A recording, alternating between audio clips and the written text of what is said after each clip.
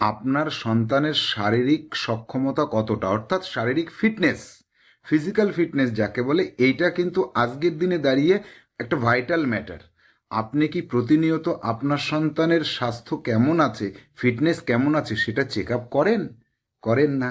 আছে ভালো, খেলছে, পড়াশুনো করছে, আছে, মাঝে মাঝেই না ভোগে।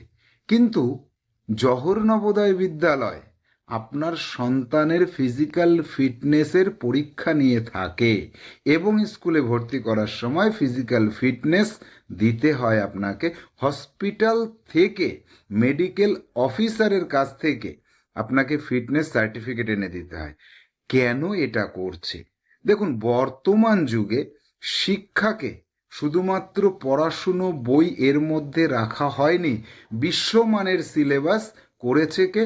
জওহর নবোদয় বিদ্যালয় বা সিবিএসই বোর্ড। এখানে একটা শিক্ষার্থীর যদি শারীরিক ফিটনেস ঠিক থাকে তাহলে সে পড়াশুনোয় মনোযোগ বসাতে পারবে এবং সে জীবনে অনেক উন্নতি করতে পারবে। আর এই কারণেই প্রতিনিয়ত শারীরিক ফিটনেসটা দরকার হয়। আর নবোদয় বিদ্যালয়ে শিক্ষার্থীদের খেলাধুলা এই বিষয়টার উপর ভীষণ গুরুত্ব দেওয়া হয়।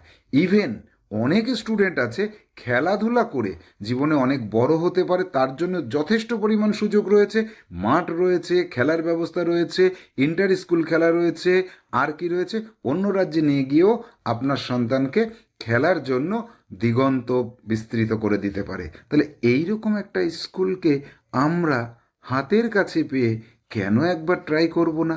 আপনার সন্তান কি এই স্কুলের যে প্রবেশিকা পরীক্ষা সেটায় বসতে পারবে কি না, আপনি কমেন্ট বক্সে জন্ম তারিখ সঙ্গে কোন ক্লাসে এখন পড়ছে এটা জানান, আমি উত্তর দিয়ে দেবো।